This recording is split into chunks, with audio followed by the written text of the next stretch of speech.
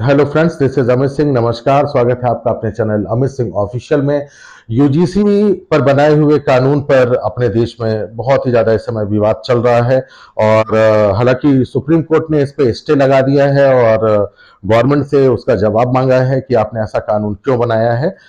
लेकिन इस पे विवाद रुकने का नाम ही नहीं ले रहा है और सभी कम्युनिटी अपना अलग अलग विरोध कर रहे हैं और सवर्णों के लिए ये काले कानून जैसा ही है, क्योंकि कास्ट डिस्क्रिमिनेशन का चार्ज सिर्फ सवर्णों पे ही लगाया जाता है और उसके लिए उनको समाज में विलन के तौर पे देखा जाता है। मीडिया भी जो कवरेज करती है वो सिर्फ 2 या 3 यूनिवर्सिटी, एक डीयू और एक जेएनयू, इन्हीं पे मीडिया भी अपने कवरेज करती है और वहीं का डाटा लेके आती है कि कास्ट डिस्क्रिमिनेशन बहुत ज्यादा बढ़ चुका है। इस तरह की बातें मीडिया करता हुआ नजर आता है, जो कि मीडिया पूरी तरह से बायस्ड है। मीडिया कहीं पे भी सही कोई भी रिपोर्ट नहीं दे रहा है आज की डेट में, जो कि मीडिया जो है डेमोक्रेसी का चौथा स्तंभ माना जाता है। अगर देखा जाए तो इंडिया में करीब 1338 यूनिवर्सिटी हैं जो कि यूजीसी के अंडर में आती हैं, लेकिन जब डाटा देने की बात होती है तो सिर्फ डीयू और जेएनयू, उसके अलावा कोई भी यूनिवर्सिटी नहीं आती है किसी के पास में। और टोटल 438 कास्ट डिस्क्रिमिनेशन के कुछ मैटर्स बताए जाते हैं, जिस उसके लिए यूजीसी वालों ने अपना ये काला कानून बनाया है। ये जो कानून उन्होंने दिया है कि कोई भी सुनवाई नहीं होगी और जनरल का कोई भी स्टूडेंट अगर उसके ऊपर कोई भी चार्ज लगाया जाता है तो उसको सीधे उसके खिलाफ एक्शन लिया जाए और उसमें बहुत ही कठोर सजाओं का प्रावधान है, जो कि मुझे नहीं लगता है कि यूजीसी और गवर्नमेंट को ऐसा कोई कानून बनाने की जरूरत थी, क्योंकि इंडिया में 1338 यूनिवर्सिटीज हैं, जिसमें central university, state university, government university, deemed universities, जहां पे बच्चे एक ही रूम में, सभी कास्ट के बच्चे रूम शेयर कर रहे हैं, साथ में रह रहे हैं, क्लासेस कर रहे हैं। वहां तो कोई भी नेता नहीं है। डीयू और जेएनयू में जैसे डपली गैंग और दूसरे गैंग दिखाई देते हैं, जो कि पता नहीं पढ़ने के लिए गए हैं या उनका काम कुछ और ही है, वहां पे जाके राजनीति करना है, और तो कहीं नहीं दिखाई देता। ऐसा कुछ भी होता हुआ उन 1338 यूनिवर्सिटीज की भी बात की जाए कि कास्ट डिस्क्रिमिनेशन के कितने मैटर वहां पे आए, लेकिन मीडिया जो है, देखा जाए तो इंडिया में मीडिया के नेशनल लेवल पे मोर देन 30 चैनल्स होंगे, लेकिन सबके पास सिर्फ डीयू और जेएनयू है बोलने के लिए। और जनरल कैटेगरी के स्टूडेंट को तो विलेन ही मान लिया गया है, क्योंकि वही है जो कास्ट डिस्क्रिमिनेशन करेगा और कोई दूसरा कर ही नहीं सकता है। वही है जो लोगों को सताएगा और कोई दूसरा नहीं सता सकता है। अगर डिस्क्रिमिनेशन की बात की जाए तो ये डिस्क्रिमिनेशन सिर्फ कास्ट पे ही नहीं, अमीरी गरीबी को भी लेके हो सकता है। ये डिस्क्रिमिनेशन रंग रूप को भी लेके हो सकता है। साउथ के लोगों का डार्क कॉम्प्लेक्शन है, अगर बात की जाए हिमाचल और अदर स्टेट की, तो वहां का बिल्कुल फेयर कॉम्प्लेक्शन है। तो इस पे भी बन सकता है, लैंग्वेज पे बन सकता है। कहीं बिहार की लैंग्वेज है तो कहीं साउथ की लैंग्वेज है, तो कहीं हिंदी अच्छी नहीं बोली जा रही है और आप चले आए हैं पढ़ने के लिए, एडमिशन डीयू में ले लिया है या जेएनयू में ले लिया है, इंडिया की अच्छी यूनिवर्सिटी है, या किसी और अदर यूनिवर्सिटी में जाते हैं, यहीं का स्टूडेंट साउथ की किसी यूनिवर्सिटी में चला जाता है, बोला जाए भैया वहां भी उनके ऊपर डिस्क्रिमिनेशन का चार्ज लगाया जाएगा। लेकिन यहाँ पे सिर्फ टॉपिक क्या है कि हमको एक ऐसा काला कानून बनाना है और इस कानून में सिर्फ हमको दोषी सवर्णों को मानना है।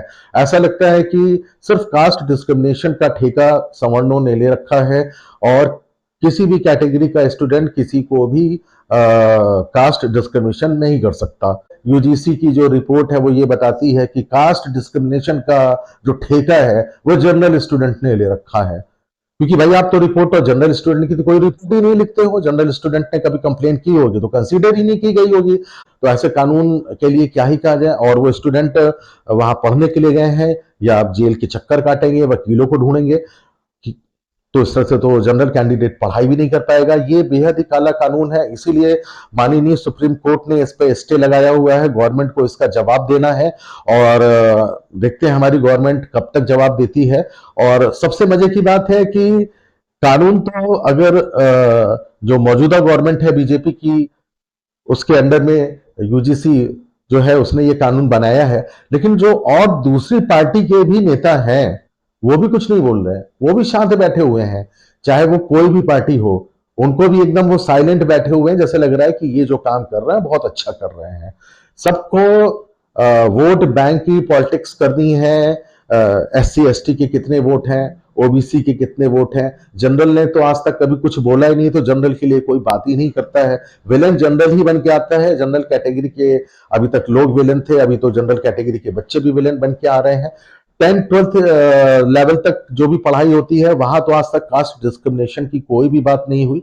मुझे लगता है फ्यूचर में गवर्नमेंट इस पे भी बात करेगी कि 10th और 12th स्टैंडर्ड में जो कॉलेजेस हैं, अगर इस कानून को ये पास करवा ले जाते हैं या अध्यादेश लेके आते हैं, इनकी तो आदत है अध्यादेश लेके आना, और आपने क्योंकि कभी विरोध किया भी नहीं, इसलिए आपकी कोई सुनवाई भी नहीं होती है। इस टॉपिक को सामने लेके आना होगा कि इंडिया में 1338 यूनिवर्सिटीज हैं, जिसमें central university, state university, deemed university, इस तरह से यूनिवर्सिटीज के अलग अलग टाइप होते हैं। तो इतनी यूनिवर्सिटीज हैं, और उसमें टोटल अगर कास्ट डिस्क्रिमिनेशन का इन्होंने कहीं से केस निकाला भी है तो 438 निकाला है। तो ये तो छोटी मोटी घटनाएं हैं, और जनरल की तो कोई कंप्लेन ही नहीं लिखते। अगर उनकी भी कंप्लेन लिखते हैं आप, तो जाहिर सी बात है इधर से भी हो सकता हो 1000 से ज्यादा कंप्लेन आ जाती। तो 1338 यूनिवर्सिटीज और टोटल कंप्लेन 438, तो ये तो कोई मैटर ही नहीं करता। और एससी एसटी कैंडिडेट के लिए तो वैसे भी बहुत सारे कानून यूजीसी ने पहले से ही बना रखे थे।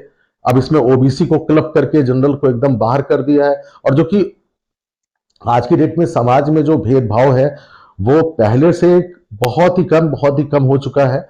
शहर में कोई, आप किसी भी सिटी में चले जाओ, कहीं भी कोई किसी की जात नहीं पूछता है। आप चाय की दुकान पे जा रहे हो या आप किसी भी रेस्टोरेंट में जा रहे हो, छोटे बड़े या स्ट्रीट शॉप पे कुछ भी खा पी रहे हो, क्या आप किसी की कास्ट पूछते हो उसके बाद आप खाते हो? शहर में तो ऐसा कहीं कुछ नहीं होता। तो जब शहर में ऐसा कुछ है नहीं, और यूनिवर्सिटीज भी आपकी शहर के अंदर ही बनी हुई है, तो आप इस तरह की बातें कर क्यों रहे हैं और ऐसा कानून लेके क्यों आ रहे हैं? और अगर कहीं कुछ रूरल एरिया में अगर कुछ कमी रह गई है, कुछ कास्ट डिस्क्रिमिनेशन ओबीसी के साथ तो कभी नहीं है, अगर एससी एसटी के साथ कहीं अगर होता है, तो आप स्पेशली वहां पे वर्क करें, गवर्नमेंट हमारी वहां पे वर्क करे और वहां पे ऐसे कानून बनाए कि उस पर कुछ स्ट्रिक्ट एक्शन हो। अब लेकिन वहां पे तो ये कुछ नहीं करेंगे। डॉक्टर जैसे ट्रीटमेंट करता है, अगर किसी को कैंसर है तो वो पूरी बॉडी पे कीमोथेरेपी नहीं करता, उस पर्टिकुलर ऑर्गन पे करता है जहां पे उसको कैंसर पेशेंट को हो रखा है। यहां तो ये पूरी बॉडी पे कीमोथेरेपी करने जैसी बात कर रहे हैं कि कुछ 100-200 मामले आए तो उसमें पता चला ये सारे स्टूडेंट को दोषी मान रहे हैं। जैसे ये एससी एसटी कानून लेके आए थे, एससी एसटी के कानून में आपको पता ही है कि 99% फर्जी केसेस आते हैं।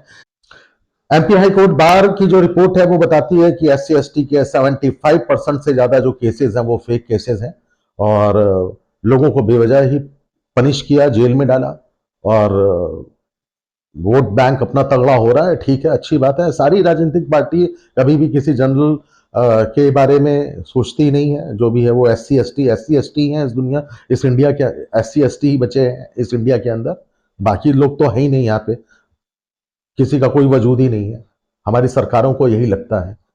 मैं चाहूंगा ये बात सब तक पहुंचे और यूजीसी तक भी पहुंचे कि 1338 यूनिवर्सिटीज हैं, और यूजीसी भी इसका जवाब दे कि इन 1338 यूनिवर्सिटीज में आपने सिर्फ 2 यूनिवर्सिटी का डाटा ही निकाल के ऐसा कानून क्यों बनाया।